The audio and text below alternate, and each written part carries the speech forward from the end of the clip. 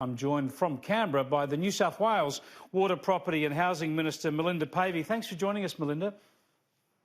Hello, Chris. Interesting that you're in Canberra today. I want to find out first up what you know about when it comes to your government's push for broad taxation reform. We're told that your own coalition government in New South Wales is working closely with the Victorian Labor government to try and come up with some serious proposals to shake up the tax system. Well, I think everybody knows it needs some fine-tuning. We need some efficiencies, and I know Dominic Perrottet, the Treasurer of New South Wales, we're in very fine hands there, along with Gladys Berejiklian. Anything that makes it easier for business to do business, we're fully behind.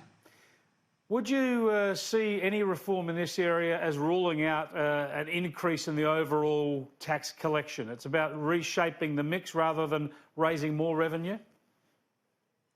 I think it is about reshaping the mix, absolutely. I mean, we've got some big challenges between state and federal.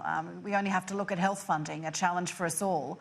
But it's also about making sure we get the mix right and we streamline taxes for business. And I'm sure the Treasurer and the Premier have got this well in hand.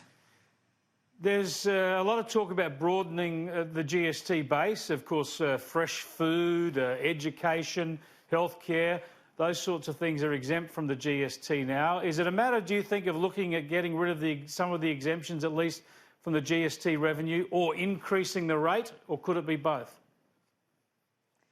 Look, I think there's a lot of people working on this. It was a conversation started by Mike Baird, former Premier of New South Wales, some time ago. I do think, more generally, that New South Wales and the Commonwealth have a great opportunity, whether it's tax reform, whether it's health reform, or in my bailiwick, housing and water and building infrastructure. I'm going to use these relationships and our political alignment to get things done. And I've actually even started political alignment with the Victorian Labor Party, with Lisa Neville, the Water Minister down there, to actually put some better oversight into some of the allocations that have been made through the Murray-Darling Basin Plan. And I'm doing some work with her to ensure that both New South Wales and Victorian farmers get a fair go. I'll come back to that in a moment, but when we're talking about tax reform here and you talk about the inefficiencies in the system, what are the taxes that you think really hurt the economy? What are the state taxes you could get rid of if there was a decent reform of the tax system here? Are we talking about stamp duties? Are we talking about payroll tax? For me, payroll tax in regional areas is something that is a major opportunity, I see. But then, I think we need some incentives to get some city businesses out into the regions. And I see a more efficient payroll tax rate in regional areas as part of that. I mean, we've got growth in Sydney predicted by the year 2041 to be an extra 3 million citizens. Yet some of our regional areas will be lucky to have an increase in 10,000 people. And I see that as a major issue in terms of capitalising and benefiting on the infrastructure that's already built, as well as lifestyle opportunities. But if you're talking about, sorry to interrupt, tax for me is a big one in the bush. Yeah, but if you're talking, Melinda Pavey, about a payroll tax holidays or exemptions for regional areas to encourage industry to go to regional areas and create jobs, that's something the New South Wales government could do tomorrow. You don't need any federal involvement in that. Well, we did decrease the payroll tax going into the election, making us more competitive. But I do agree that that's something that we need to look at as a state, because we have population growth in one area where we could be having growth and opportunities. But to have those growth and opportunities in the regions, we need jobs, which is why I'm supporting the development of this infrastructure to create more opportunities for farmers and our major regional centres. Just to help me catch up here, is there any differential in the payroll tax rate now between city and country? No. So you will be proposing within government to your own Treasurer and Premier that you should introduce a differentiated rate of payroll tax in New South Wales, where regional areas pay a lower tax rate. That is a conversation that the New South Wales Nationals leader, John Barilaro, has been having within government, and I support him in that, as does the National Party. We need opportunities to grow regional businesses and regional jobs, and I see that as an important platform to be able to do that. when we have such growth at high cost in Sydney, having to put in that public transport and that infrastructure. There are opportunities now that we've done the Pacific Highway duplication, an exciting development that's putting industrial land on the market, you know, at about a tenth of the price of Western Sydney. I think they're genuine good conversations that we could be having, and I think a payroll tax differentiation might be an incentive for business to move to regional areas. It's an interesting idea. There's all sorts of arguments for and against that I can see emerging already, but would you like to see the federal government nationally looking at sort of taxation differentiations to try and increase the population flow and the job supply in regional areas? I do. I think that there has to be a way we can do this better. I mean, you only have to look at the UK, Germany, America, you know, very big regionalised economies. We are so focused now on our capital cities on the east coast of Australia. I think we need to grow our population and the opportunities for our regional centres, grow those towns where we have you know, the infrastructure. We've got the railway lines, we've got inland rail going in. There's big opportunities for us, particularly in waste recycling, you know, helping our Asian neighbours and the fact that we're going to have half the world's population living on top of us in the next 50 years. We're going to need to be able to grow food more efficiently and transport it up there, but as well there's opportunities in terms of waste recycling.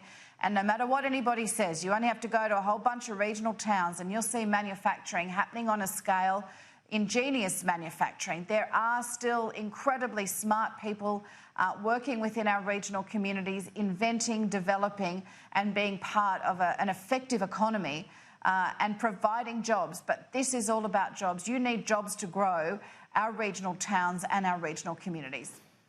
Fascinating stuff. I just want to get back onto the reason I asked you onto the program was to talk dams and water infrastructure. Government, state and federal, Liberal and Labor for decades have been quite frankly pathetic on this. Serious dam proposals have been put up. They've been knocked back because of public opposition or on the pretext of some frog, some frog species or another. You apparently have been cracking the whip and demanding that your bureaucracy get ahead with some of these dam projects. Will you revive any of the dam projects that have been rejected in the past? Well, absolutely. We've got a lot of projects on the table, and we've got those projects on the table because of good work of John Barilaro and Gladys Berejiklian in managing the state. In the past, there hasn't been the money and there hasn't been the political will. The drought has given us this incentive and this motivation to just get on with the job. I was so proud last week to introduce into the New South Wales Parliament a revision because of the emergency drought that we're in, allowing us to crack on and get emergency supplies into our communities where we need it, such as in Tamworth and Dubbo. But the other central plank of that legislation is giving us the ability to put the 3 dams that the Commonwealth is supporting us in, Wyangla, Dungowan and Mole River. They will become critical state infrastructure projects, and I'm expecting when we can get those approvals done within 6 months. You know, it used to take up to 5 years to get a dam approved, and my argument is it's actually about saving the frogs, the platypus and the fish. If we didn't have the dams that we have in New South Wales at the moment, every river would be dry, every creek would be empty and every lake would be just empty as well. So what we are doing with this massive water infrastructure is actually enabling our rivers to continue to run during dry events. We have never seen a 31-month rainfall period in the northern basin of New South Wales like this ever, ever, ever. And if we didn't have the existing dams, we wouldn't have water flowing down our rivers, keeping the fish, the native habitat alive, as well as the towns and the stock along the way. What about the Tilligre Dam that was blocked, rejected less than a decade ago in the Upper Hunter? Yeah, that was an announcement by Christina Keneally when she was the Premier. $100 million wasted by the Labor Party, and then they got to the 11th hour. The pressure was too much. That's the history, but is there any chance that you could revive that project? Have a look at it. No, I'm going to be frank with you. That property was sold in 2015, and that I think the Hunter community had enough of that division, but we are looking at other opportunities in the Hunter, and we need to. It is a productive region of the state, but the Tilligre Dam has been taken off the table, and I'm not going to give false hope to people within that region. Okay, Melinda, Pavey, just you mentioned earlier cooperating with your Victorian Labor Water Minister counterpart, Lisa Neville. How do you have a sensible conversation with her about water infrastructure when she says it's not worth building dams because the rain is not going to fill them anymore? Okay, because what we're talking about is our communities along the Murray River as part of the Murray-Darling Basin Plan. The extra water that Tony Burke, as Labor Minister, secured through to South Australia and along the Murray, there are some very big questions on whether that water can actually be physically delivered. The most we've ever got across the South Australian-Victorian border is around 50,000 gigalitres, yet this plan says we can get 80,000 gigalitres across. Physically, that's impossible. Last week I was at the Barmer Choke. This is a very fragile area of the Murray River near Tocumwal. The river is running at full steam, and that is very frustrating for farmers to see all this water going down, and Victoria hasn't had the lack of rain, and they've got more allocations than what New South Wales farmers have because our share of water hasn't fallen into the dams. But when you are running a river so hard that you're actually putting the choke in jeopardy, and we decided at our last Ministerial Council meeting to do some research into that. But what Lisa Neville and I are saying is that the constraints modelling, which would actually flood towns like Shepparton, potentially, destroy orchards with water lying over the orchards for extended periods of time because there is a desire to run the river more naturally. Well, that has my communities concerned and that has the Victorian communities concerned, and that's why we're doing some work. That is a bizarre problem to be dealing with when we've got so much water shortage. But I suppose the point with Lisa Neville is, have you taken the time to explain to her that that's actually how dams work? They collect water when it's plentiful and save it for when it doesn't rain? Well, if Victoria doesn't want the money that's on the table, I'll take it. And we've got some good money from New South Wales, and we're going to do some work on Queensland to get them backing us on the Mole River, a big project very important to David Littleproud, the Federal Minister for Water and Agriculture, and also a local member. We need to get some more capacity so we can continue water going down the Darling. A very important tributary that has been challenged in the last 12 months, but in history has always been challenged. We know that photo from Federation in 1901, where they were standing on the bottom of the Murray at the junction of the Darling at Wentworth when it was dry. This is a dry nation, but it has been a nation that's been able to prosper when we put that infrastructure in.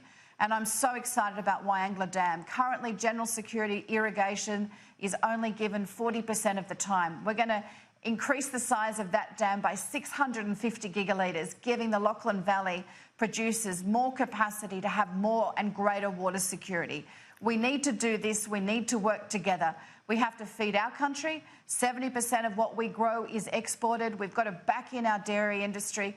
This is a great opportunity, and it's the three projects on the table for us are Dungowan at Tamworth, Wyangla and Mole River, but we are also looking at other opportunities right across New South Wales. Melinda, thanks for joining us. Thank you very much, Chris.